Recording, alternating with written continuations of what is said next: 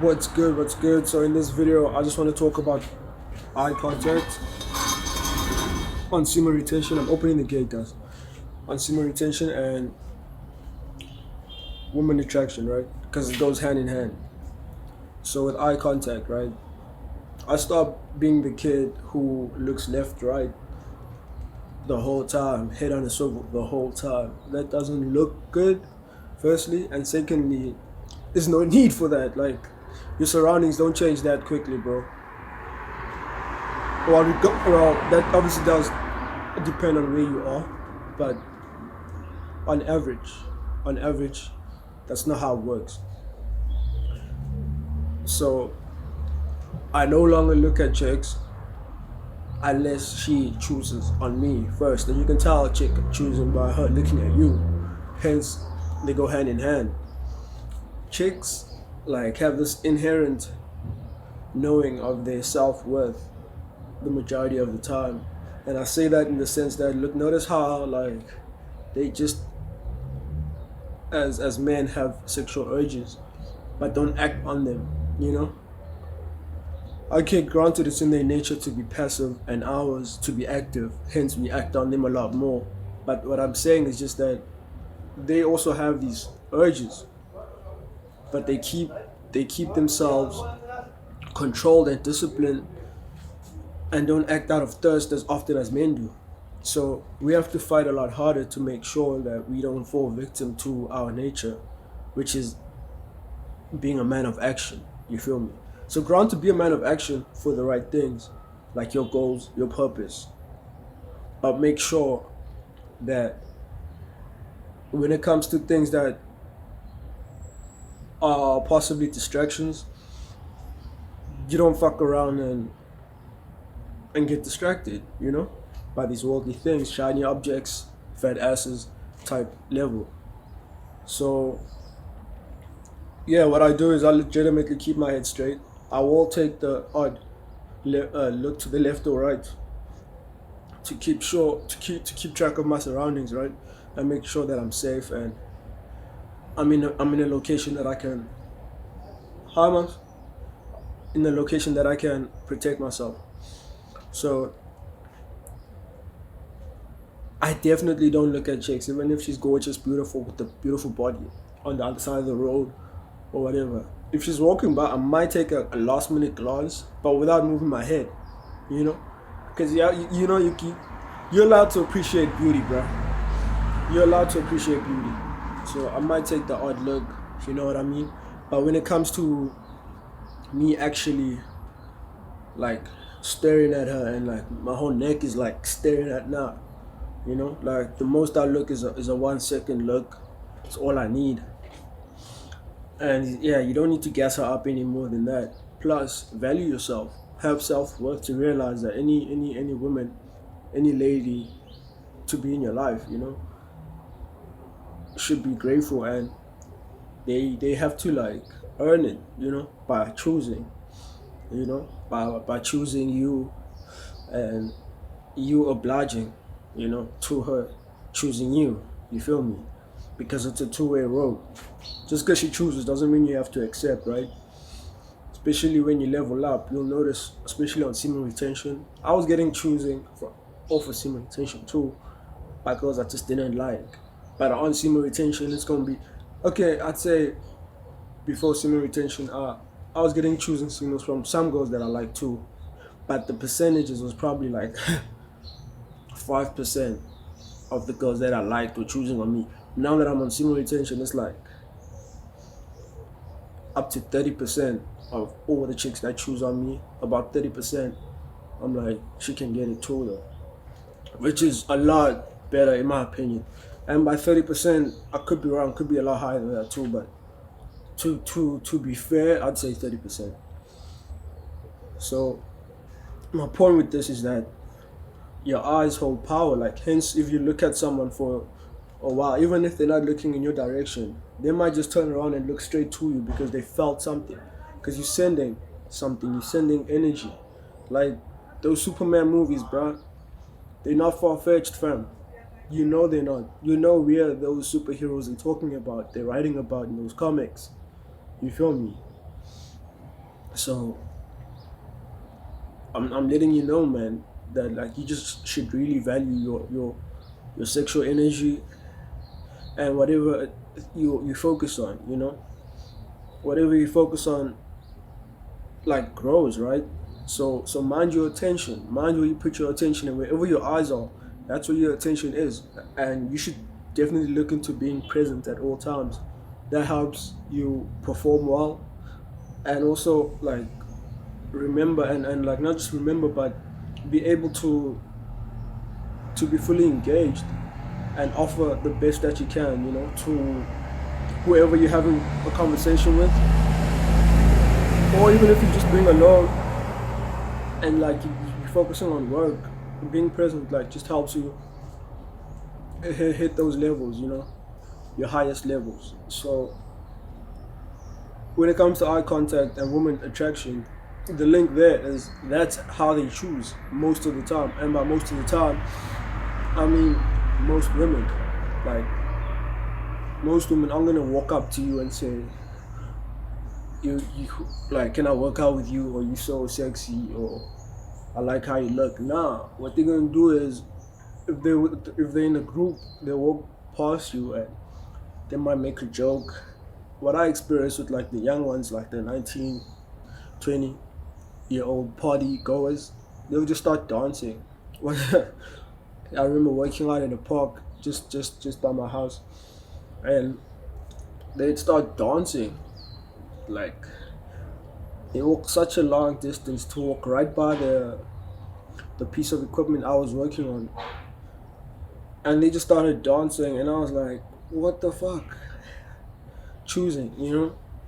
So they choose like that, but majority of the time they're gonna choose with their eyes, especially if they bougie or classy, or a lot less outgoing. They're gonna choose with their eyes, bro. They're just gonna like, they might even have a conversation with the friend they're with, is what I've experienced. They have a conversation with the friend they're with while looking at you, and it's just so crazy to me. I'm like, whoa. But that's how they choose. They choose with their eyes. So I'm totally in the belief of only choosing or only selecting ladies who choose on me, and not choosing first. That's her duty. And it makes sense, bro, because a lot of guys have experienced ladies who treat them like shit, and by that I mean ladies who flake on first dates, or on just dates in general, and meetings in general, being flaky, leaving dudes on red, you know, and that all comes from dudes choosing on girls who had no intentions of choosing on the homie. So once you break that law right there, that spiritual law, in my opinion, it's a spiritual law, bro, because it's how we are, like it's how we're built, you know. So once you break that spiritual law, you can't be surprised when she doesn't oblige, and she doesn't play her part in her position. You feel me? It's dudes like that. It's dudes who do that, who mess that law up, who get treated like crap in these relationships. You know. Granted, she could choose and still treat you like crap. That's why you have to like still do some vetting. You know, and by vetting I mean looking at her mom. You know, see how she raised her daughter, and how she was raised, you know, because her daughter is gonna most likely act out in the way she was raised, and how her mom raised her to be, and how her mom kind of is too. Also look at the girl's friends, her best friend, because she's pretty much a mirror of that, with a few differences but mainly the same. And just look at how she treats other people, like random people, from waitresses to waiters to random people who society can deem sometimes as not having value. You know, see the level of respect she speaks about on them, and she speaks on them about, and also look at how she talks about her ex, and obviously figure out in your way how many bodies she has. That's key, bruh. And yeah, those are the main things. Those are the main things, and also just how she takes care of her environment and how willing she is to listen. And I'm not talking about hearing. I'm talking about listening, where she listens to what you say, and then she actually applies that. Because if she just hears what you say and then does the complete opposite of what you advise that you do off of your experience, that's that's questionable. Granted, you shouldn't be like forcing her to do anything out of her will or something she might not be ready for. So you have to be open to those options too, because it's her life, bro. But I'm just saying, like, she has to also like be willing to be guided by your leadership. You know, that's just you working in your power. So yeah, I just wanted to share that, and I realized also like the ladies, they will notice the guy that isn't thirsty, like the guy whose neck isn't like this, like he's just like what I mean. They'll notice the guy who's like man on a mission, especially if she's beautiful. She'll even notice the guy who doesn't look at her. Like, why is he not looking? Even if you're not the most handsome, you feel me? But I feel like if you work on your style, man, work on yourself, you'll become handsome, bro. You become a lot more handsome, especially when you have a lot in your bank account. But the real wealth is the knowledge, wisdom, and the proper application and understanding of it. So just work on yourself and realize that whoever wants to be in your life has to really show it and prove it. That way you're not letting in people who don't deserve to be there, who are just waiting to hurt you. You feel me? So work on yourself and focus on your goals, and stop looking at these goals like that's gonna do anything. That's not even your role to be looking at them. You feel me, bro? So stop giving away your energy like it's worth nothing, because then it will be worth nothing. You set your value, like Nate Diaz said to Leon Edwards after the fight, the UFC fight. He said, name your price. If you don't, they will. And that's deep, man. That's deep, because if they will, and you know how Dana White is super stingy with the cash, underpaying fighters and shit like that. Bro, if they name your price, they could really name your price at zero, bro. Like, they could really do that. So let her choose on you, especially with her eyes. She'll let you know with her eyes if she down.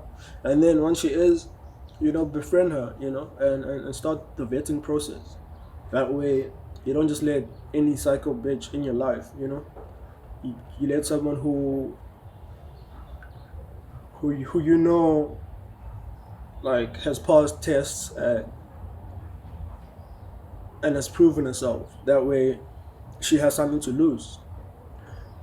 And just like a dirty secret on the side, like ladies get more attached to guys who they do more things for without getting nothing in return.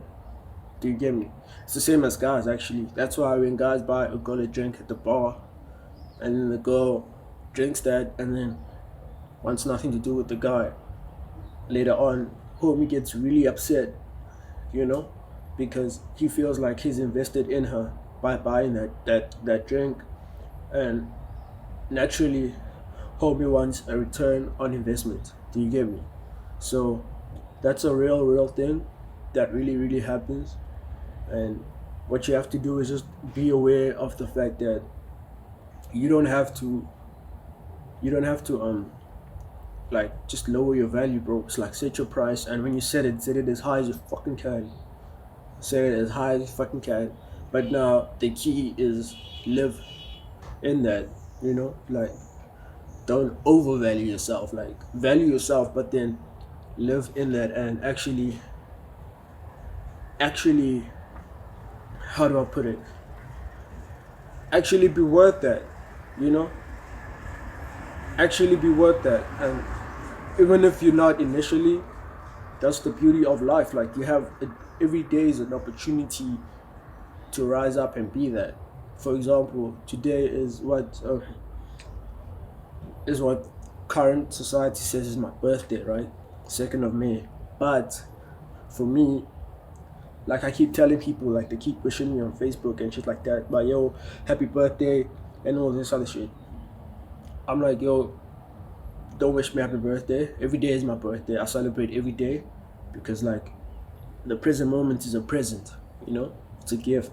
So I have another child. So I'm not gonna wait for one day in a year or my birthday and then the New Year's to be really happy. Or my friends' birthdays. No, I don't even wish them unless I see they really live to be wished, for happy birthdays and stuff. Then I guess I have to be like compromising in that sense. But I let them know, don't wish me happy birthday. Obviously, if you wanna like link up, like I'm linking up with my friend today that I haven't seen in months, but my best bro ever, right? So we're linking, but I let him know, I let him know, I let everybody know, like years ago, a few years ago, I'd say around 5 or something years ago, that every day is a gift. Every day is another chance, and I'm grateful for every day, not just my birthday or someone else's birthday or New Year's or whatever these days they keep coming up with. So I say that just for you to realize, man, that whatever you want, bro, it's really, really, really on the beckoning. Like it's coming through, you know. And what's key is making sure what you let in these eyes of yours doesn't take you away from that goal. For example, the videos I watch on YouTube are only videos to help me reach my goals. If it's not helping me reach my goals, then I do not know how homegirl was choosing. That's why I was looking. But she's talking to someone else. That's exactly what I was talking about. But what I'm saying is just that you need to realize that what you take in with these eyes, right? What you take in with these eyes, bro, it's so real because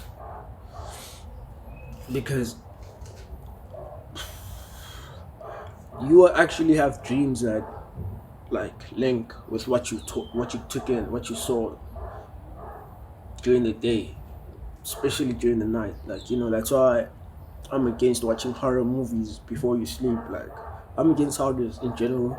I used to love them until I realized that evoking those emotions out of me won't bring me joy. You get me? Obviously, some people get addicted to that feeling, and I guess that's the joy for them. But that's not a feeling I'm looking to get addicted to. I'm very conscious of everything I do. So I say that to say, watch what you take in with your ears, eyes, and what you say with your mouth, because you're speaking words into existence. There's power in the tongue. That's why, like, when you use that sleeping technique and like you fall asleep to whatever you want and desire, and you feel it to be real, and you just fall asleep with that being the last thing on your mind, you have to also, once you awake, like, okay, you actually could get what you desire without doing anything, but it helps to bring it a lot faster by having actions that don't contradict your desire. And by those, I mean, not only are you like actively working to achieve your goals, but you're also not speaking ill to your desires. And by that I mean, you can't say, yeah, but I don't have a car. And every time you see a young person with a car, or a person with a car, you're not jealous, and you're not saying, they got that car because of this and that, I don't like them. No, you like, I'm happy for them if you are, and if you're not, you just say good for them, whatever. My car's waiting for me in the store unit or the parking lot of the dealership I'm gonna purchase from. Either way, you don't spread hate and you don't speak opposite. You don't speak in a way that's contradictory to what you're desiring. So if you're desiring cash, because you can fall asleep counting cash too, and the cash will find its way to you, you know. So you don't fall asleep with that and then say, when someone asks you for money, and then say, no, I'm broke, bro, I can't give you anything, because now you're speaking exactly opposite to what you're looking to desire. So you have to find ways to be like, I can't give you cash right now because the money I have is doing something. Or be creative, just make something up. So but make sure whatever you're making up is not contradictory to what you looking to manifest into the physical, because the the mouth creates things too. So just as the mind does, even though the mind's way more powerful, it's just that you don't want to fight your own desire. But yeah, I feel like I said everything I had to say. Ladies, guys.